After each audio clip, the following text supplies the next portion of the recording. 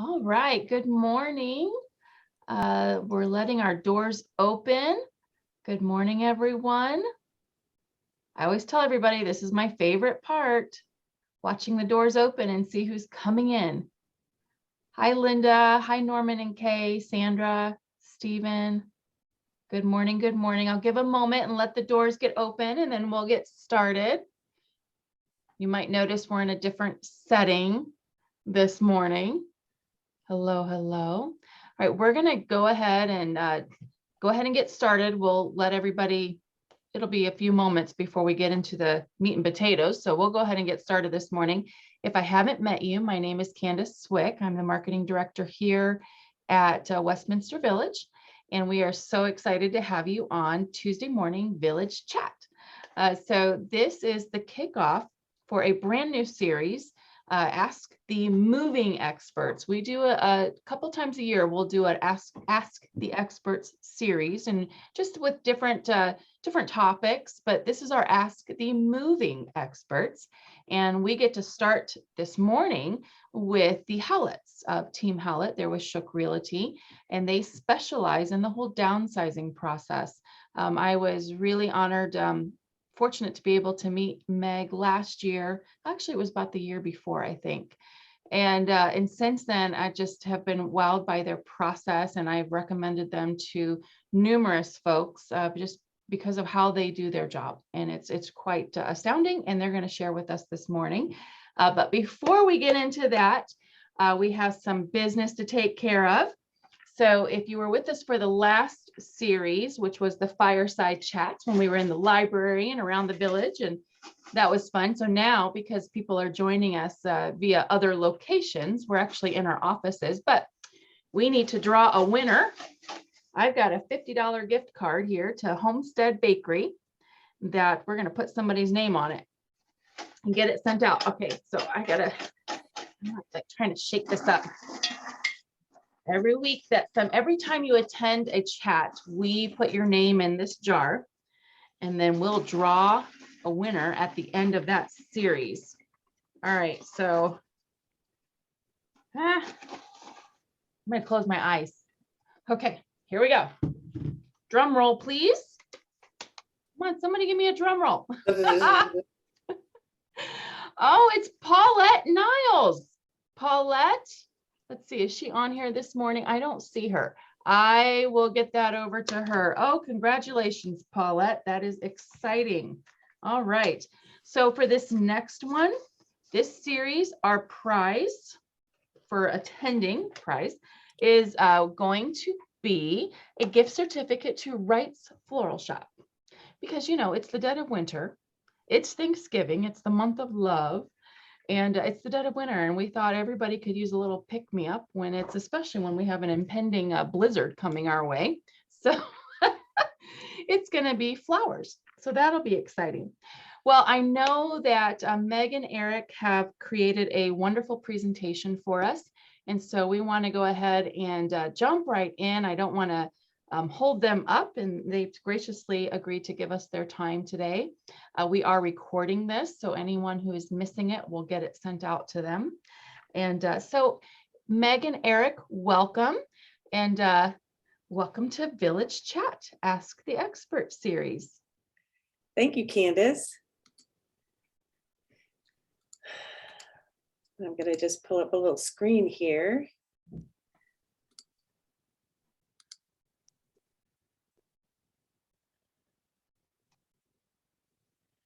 Okay. Hello, everyone. Good morning. I'm Meg Howlett. I am a real estate broker with Coldwell Banker Shook. I'm half of Team Howlett, with my better half being my husband, Eric, who we'll be talking to in a little bit. I've been with Coldwell Banker since 2009, and Eric joined me in 2011. We sell about 60 houses a year. We have great online rating. You can go to our website to learn more about us. We tend to be more listing agents. That's what our specialty is. Eric's going to start off our visit today talking about current market conditions, specifically what does he think will be happening with pricing in 2020, And what's the best time to sell? Okay, over to you, Eric. Eric? Yep, just Oh, okay. I didn't know loading if you everything up. were- So we get a lot of questions when anybody starts thinking about selling their house, and especially here in 2022 with pandemic, possible Fed interest rate increases, et cetera. So, people are really trying to understand what's going to happen with prices of my house in this year. What's the best time to sell a house through the year? Am I going to get stuck with not being able to sell it if it's later in the year, et cetera? And then we also get asked about, when we get an offer, what are some of the possible terms or different types of terms we should be aware of as we go into the selling process?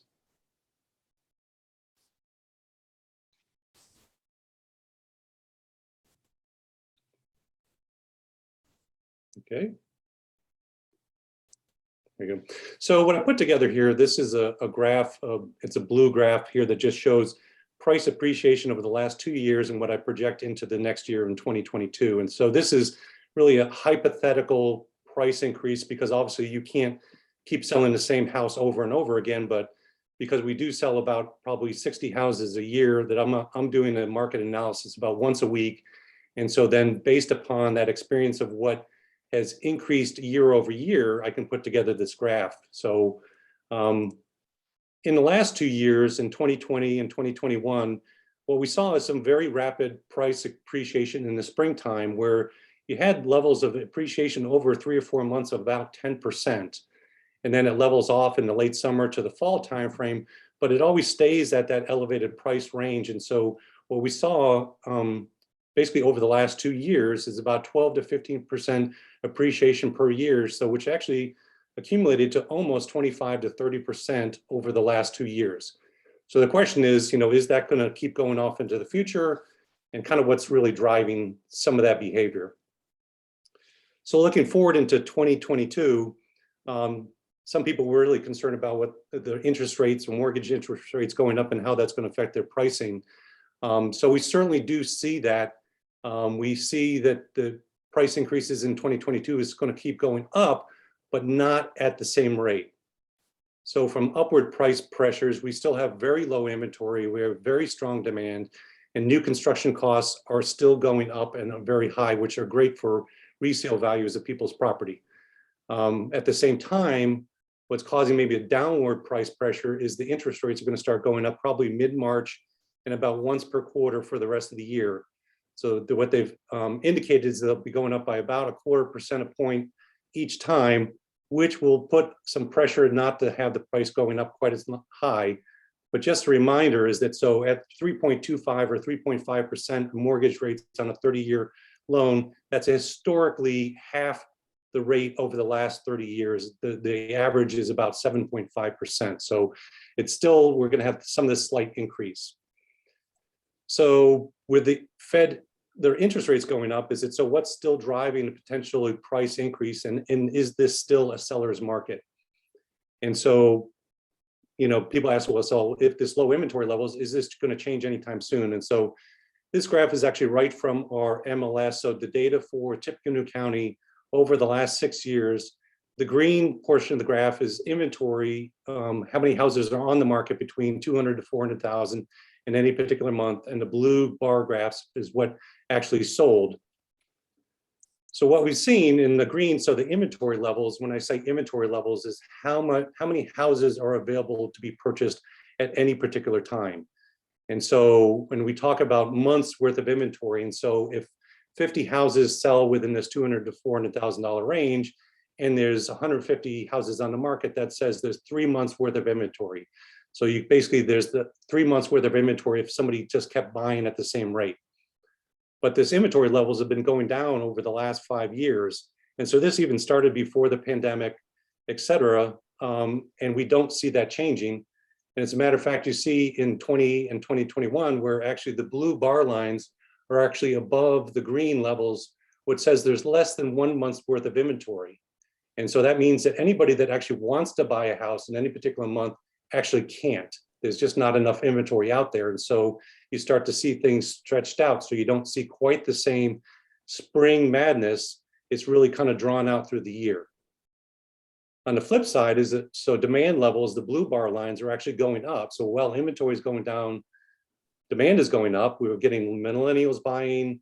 We've got very strong technical people joining our workforce here in Tippecanoe County.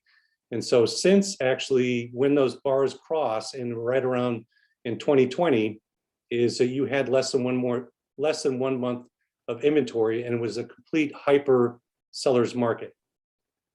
So when people ask me to say, you know, do I need to sell it in the springtime? What happens if I can't get into Westminster until the summer or the fall? And I say, it doesn't really matter. It's selling your house is, you sell it whenever it's right for you, and the market's going to be there. And it's not based upon the pandemic, and it takes years for this inventory levels to change. So it's not going to change overnight. Kind of the next portion of that some of the same questions is that people ask about, say, well, what type of offers, you know, am I going to get? Am I going to get multiple offers? You know, what can I expect when I put my house on the market? And this is just kind of general terms. And so going into 2022 is that we still see it being very much a seller's market. So the seller, you as the homeowner, are really in the driver's seat on there, but it might not be the same hyper crazy market that we had back last year. So some of the things that we've seen and still see coming into 2022 is that in the first 2 to 4 days, you'll get a whole bunch of showings right away, and you have to be prepared for that. Meg will talk about a little bit more about that. We'd see still potential multiple offers depending upon the price of the house and whether the micro market, you know, so things selling for over 600,000 is quite different than under 200,000, but potentially getting multiple offers. People are still using what's called escalation clauses, where they say that let's say a house was for sale for $250,000. Well, they'll say to put in the offer for $250,000, but they'll say, we'll go beat any other offer that's also put in by $1,000 up to a cap of, let's say, $260,000. So it's an automatic, almost what's called blind auction. And you can get multiple of these escalation clauses going on at the same time, beating each other out. And so that you actually will get to a much higher price if you can get into that situation. People are also still waiving inspections. It's just a way for a non-price way to submit a better offer, and especially for somebody that maybe just doesn't want to do any repairs. It's an older house. This is something that really emotionally is a very positive thing for the buyer to do for the seller. We don't see what we saw last year, and I don't see as many of this happen, as what I call appraisal clauses. Because of the price appreciation, how I showed you how rapidly it changed in the springtime, is you were getting some houses that were actually so high in prices that the appraisers from the lenders can only look backwards, and they can't go on current market conditions. They can only go on what's sold. And so purchase price was going above appraisal values. And some buyers were saying, we don't care. We'll make up that difference of that $5,000 or $10,000, and we'll bring the extra cash to closing just so the appraisal does not become an issue. And we still see that you're able to define longer closings up to a point. And what I mean by this is that if you think that wherever you're going to be going is going to be ready within 45 days or so, and you know very strongly that, you could put your house on the market without having left and just define that the closing date is 60 days out.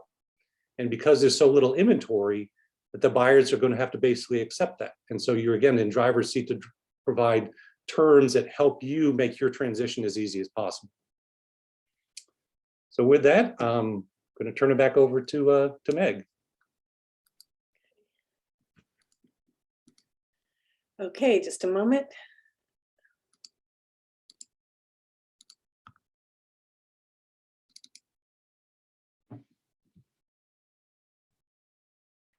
Okay.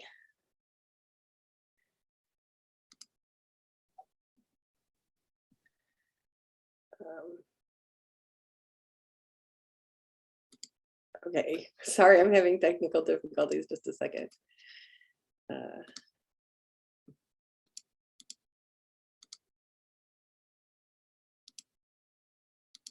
There we go. Okay.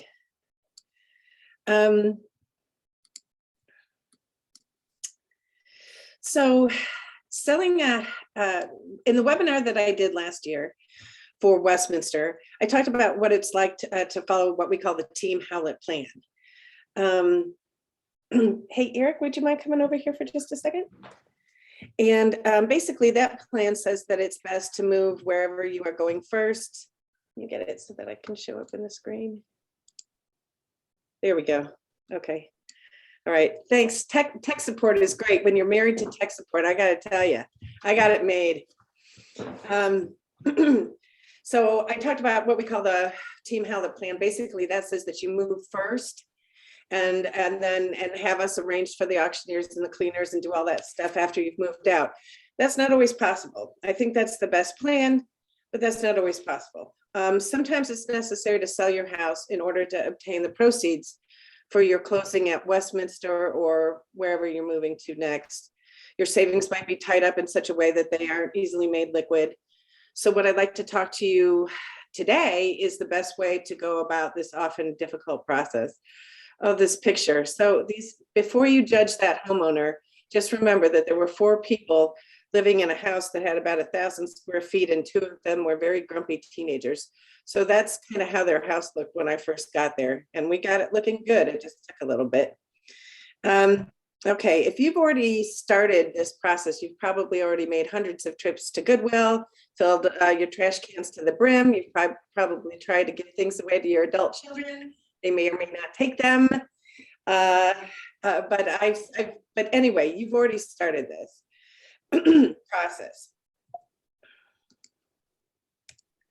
So what I would like, once you get serious about this, what I would like to recommend to you is the U-Haul medium and small box. No, I do not work for U-Haul, but I'm such a big fan of these boxes because, can you see on the side there, they have handles. They have handles. They have a little perforated edge. You pocket in, then you can pick it up. So handles are necessary for carrying a box to make it easier to save your back. They also stack well, and you can fill your garage to the brim. You can fill, no good agents take pictures of garages. Just leave a path to the electrical box and leave a pack to the trash cans. And you can do the same in your basement. Just pick a corner and then start, leave aisles and just start, label everything. That's important. But then they can just stack up. A box of 25 small boxes at U-Haul is $24.75, less than $1 a pop. And they are wonderful. Their tape there is wonderful. The white packing paper is great. So trust me, go to U-Haul, buy them in bulk, and you'll thank me. I'm so glad that Pat Marley from Schoolhouse Auctions is going to be talking to you. He's a godsend for this community. So don't miss that talk. Most people will have an auction or a sale. The question is, do you have this sale before you go on the market or after you have an accepted offer? Well, that depends, frankly, on how much personal property that you have in your house, how much stuff you have. It's the polite way of saying how cluttered is your house. I would strongly advise you to have a real estate agent, preferably 2 or 3 agents, come and walk through your house to advise you on when to have your sale. You should talk to 2 or 3 agents anyway. I always say that because you need to find a good fit for you. You need to find somebody who has experience and lots of recommendations or references, testimonials, that kind of thing. And it's also good to have 2 or 3 opinions on the price of your house. It's a big deal. So if you have 2 or 3 opinions, I think you'll be more informed as to what the correct market value truly is. If you decide to have a sale before you go on the market, it's a great idea to have everything you are selling separated from the furniture and the other things you're going to take with you. Pick a bedroom or 2, empty it all out, including the closets, then only put things in that room that you're going to sell. Remember Post-it notes? I've talked about Post-it notes before. This can help family and friends know what to do. Let's say orange is going to the sale, and blue is going to Westminster, and pink is going to your daughter's house. Anyway, that's a good little hint. I hear the lovely people from SOS are going to be talking to you as well. They are also godsends in this community, literal godsends. Don't miss that talk. They're amazing.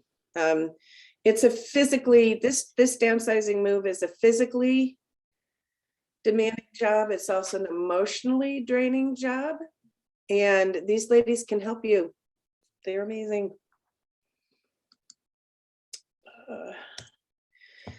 So if your property is already relatively uncluttered, it would still be a great idea to go room by room with your realtor to talk about how to finish getting ready for the market. For instance, like in the kitchen, it's a really good idea to take everything off the fridge, all those pictures of the grandkids and dogs and everything. And then put away everything in a cabinet that's not being used every day. If you use your toaster every day, that's fine, leave it out. Certainly leave your coffee maker out. But if it's something you're not using all the time, just go ahead and pack that up. Medium or small boxes from you all. Some realtors say don't use private pictures. I mean, don't have any personal pictures on the wall. I don't know. If they're few and far between, I don't have a problem with it as long as they don't dominate the room. I completely agree with Eric on almost everything, but I completely agree with Eric that whenever you need to sell your house, it's okay. You can sell it. We sell houses in December. You just have to do the proper pre-market preparation in order to get the most money. I wanted to talk to you about what to expect right when you go live on the market, no matter who you list your house with. If you're in the West Lafayette school system, it would be best to find a place to stay for a couple of days. And I mean a hotel or a friend's house, because that you could get 10 showings and sellers have to be gone for the showings. So where are you going to go? There's a pandemic. So I would be sure that you have some place to go for at least 2 to 3 days. And if you have pets, it's a great idea to board them for a few days or have them stay with a friend or family for a couple of days. For one thing, you don't want to risk, let's say you have inside kitties, you don't want to risk them getting out. That's happened to me before. It's incredibly traumatizing. And then the other thing, if a dog is crated and is barking, it's a horrible way to show a house, and that poor puppy is just traumatized with, he's just doing his job, barking his head off because he's supposed to when strangers are in the house. And so it's dogs and kitties and rabbits. We have had rabbits recently. They need to be gone for showings. If you're anywhere else, West Lafayette, typical school district, and you're under 300,000, same thing goes. Just careful, make sure you have someplace safe to go. And go ahead and treat yourself to a nice hotel room for a couple of days if you need to. The lack of houses for sale all over the country is unprecedented, and frankly, it's shocking. We were in a good economic place. We hit a pandemic. Everybody wanted to stay home. Everybody was looking around their house saying, I might want a bigger house or whatever they're thinking. And it's just been the perfect storm for sellers, and it's been horrible for buyers. When you leave your house, just leave all your lights on. No burning candles, no plug-ins. Some people are allergic to that. No music. That's very unnerving for real estate agents. No TVs left on with music. Just turn on all the lights and skedaddle. The final takeaway that I would like to leave you with is most transactions take about 30 to 60 days to close.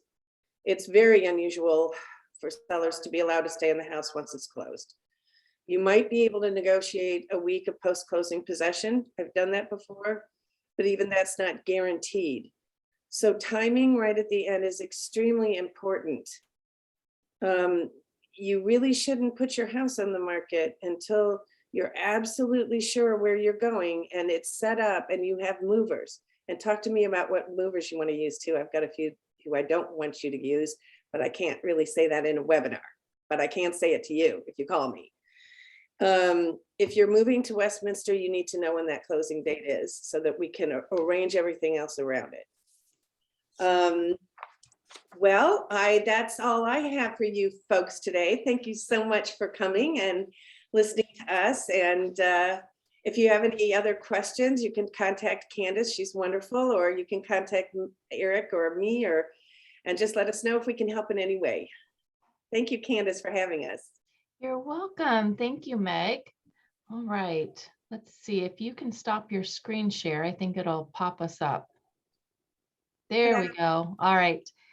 Well, that was great information as always. If anyone has any questions for Meg or Eric, go ahead and type those in now. And after we hear from Stephanie, I'll be able to read those off to them. And if you don't get it in time, by all means, email me a question and I'll forward it over to Meg.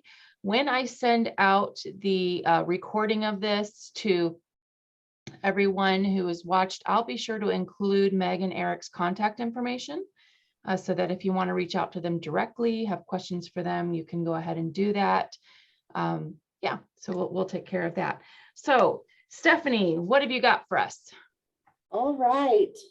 Thank you for joining us, everyone. Our Valentine's Day fundraiser is actually on February 10th.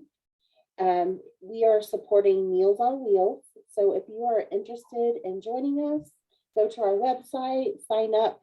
It is a lovely meal for two with Caesar salad, blackened chicken, penne pasta, and the blackened chicken is not spicy.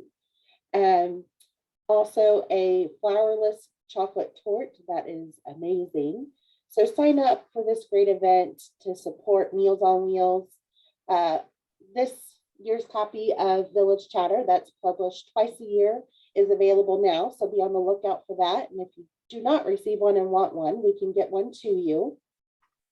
The pub is open to visitors on weekends and has a new menu. So check out on our website under dining and you can see all the new things that Chef Sean and Rob and Stacy are cooking up. And also leave us a review. Go on Facebook, go on Google. If you like Westminster, leave us a kind review and we appreciate it. And I see Paulette Niles is on. Paulette, you were our winner for joining us.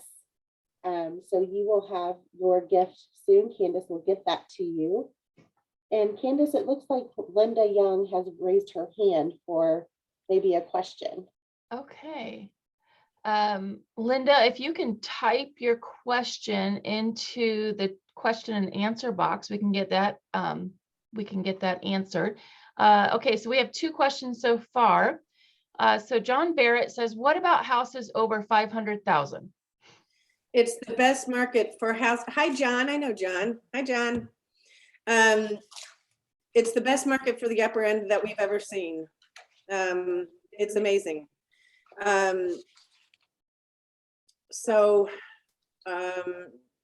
For instance, we just sold a house in Kingswood.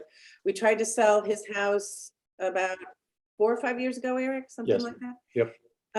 Didn't sell. And then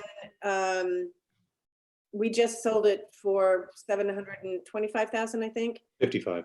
755,000 in a relatively short period of time. And when Eric was doing the market analysis for this, we were frankly shocked at the amount of houses that are selling above 500,000.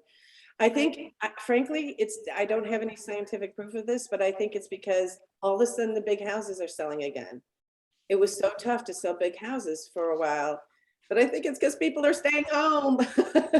and so when you have two professionals working from home, you kind of need a little space there. That makes sense.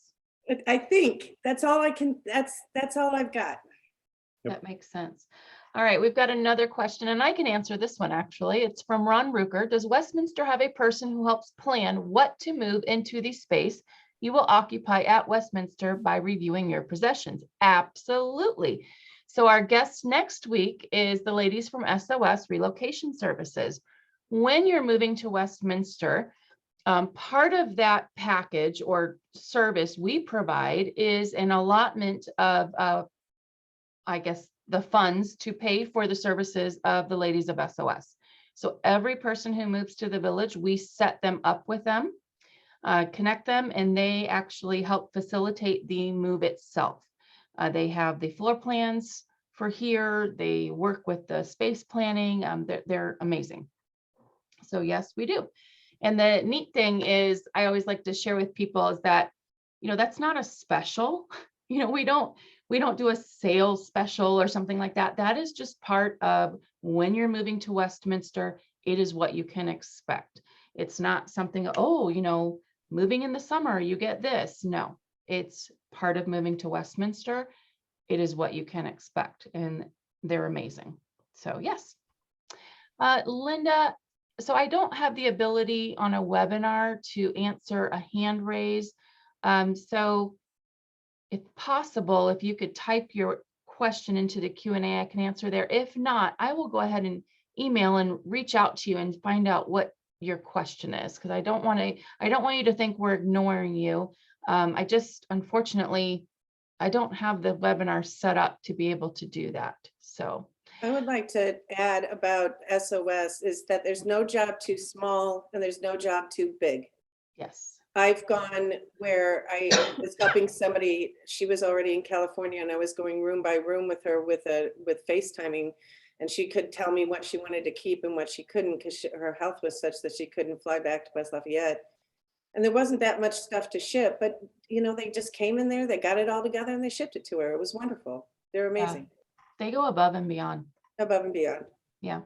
I always think of who are our go-to people? I think of the Howletts, I think of SOS, and then I think of our state guys. But really, if I could claim team members to Westminster, it would be the group that we have coming on over the next 4 weeks. So we're grateful to have those partnerships. And so, yeah, it's good stuff. So next week, we will have the ladies from SOS on. Following them, it will be James Hunt with Hunt and Gather with, that's the estate sales. And then it'll be Patrick. We'll be closing out Patrick Malley with Schoolhouse Auctions. And so that'll be the schedule for the next 4 weeks. So yeah, we look forward to seeing you on that. And again, Linda, I'll be sure to get with you and find out what question we can answer for you. Well, we did this right on time. I cannot believe it. Ta-da! Ta-da! John says, thanks. You're welcome, John. We will talk to you all soon. Have a great week, and we'll see you next week. And be sure to share it with a friend. I'll send it out on the recording, and you can share it with a friend, and they can all join us. So thanks, everybody. Bye-bye. Thank you, Megan, Eric. Bye-bye.